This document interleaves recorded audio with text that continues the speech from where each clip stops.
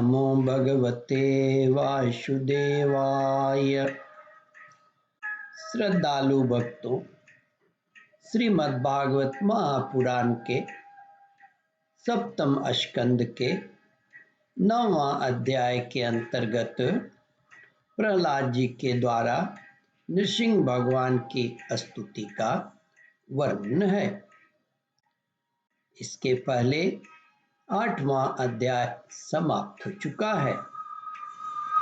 जहाँ तक आप कथा श्रवण कर चुके हैं उसके आगे का प्रस्तुतिकरण करता हूँ।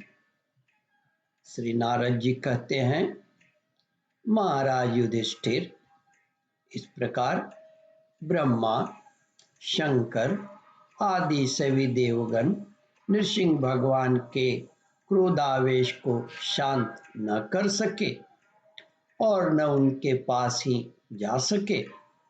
किसी को उसका ओर छोर नहीं दिखता था। देवताओं ने उन्हें शांत करने के लिए स्वयं लक्ष्मी जी को भी भेजा। उन्होंने जाकर जब नरसिंह भगवान का वह अद्भुत रूप देखा तब भयवश वे भी उनके पास तक न जा सके। उन्होंने ऐसा अनूठा रूप न कभी देखा था और न सुना ही था। तब ब्रह्मा जी ने अपने पास ही खड़े प्रहलाद को यह कहकर भेजा कि बेटा प्रहलाद, तुम्हारे पिता पर ही तो भगवान कुपित हुए थे। अब तुम ही उनके पास जाकर उन्हें शांत करो। भगवान के परम प्रेमी प्रहलाद जो आज्ञा कहकर और धीरे से भगवान के पास जाकर हाथ जोड़ पृथ्वी पर साष्टांग लौट गए।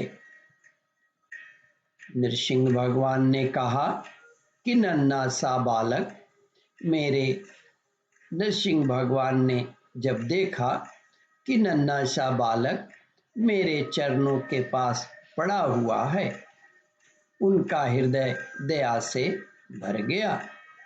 उन्होंने प्रहलाद को उठाकर उनके सिर पर अपना वह कर कमल रख दिया जो काल सर्प से भयभीत पुरुषों को अभयदान करने वाला है।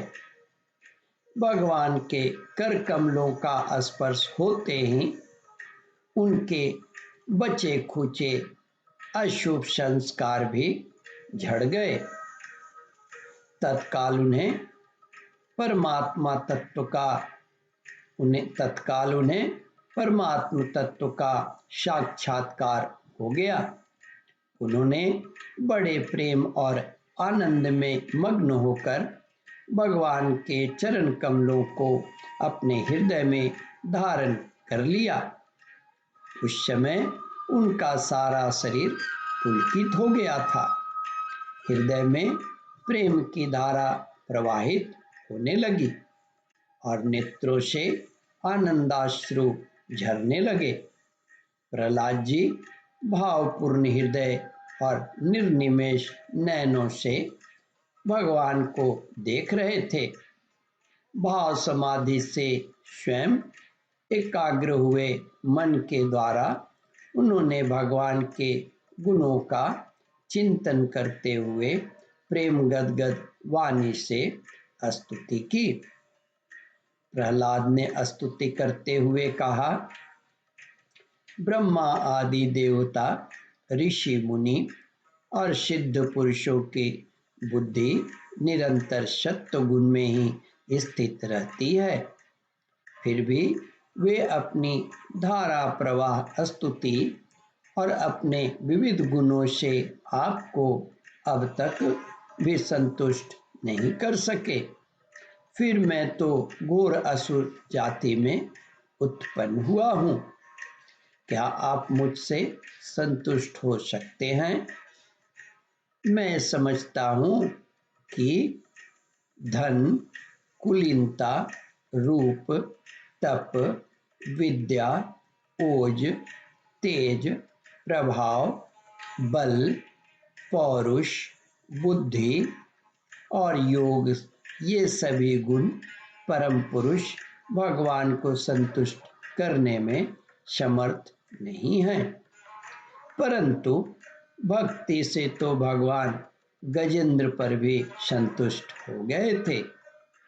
मेरी समझ से इन 12 गुणों से युक्त ब्राह्मण भी यदि भगवान कमलनाभ के चरण कमलों से विमुख हो तो उससे वह चांडाल श्रेष्ठ है, जिसने अपने मन, वचन, कर्म, धन और प्राण भगवान के चरणों में समर्पित कर रखे हैं, क्योंकि वह चांडाल तो अपने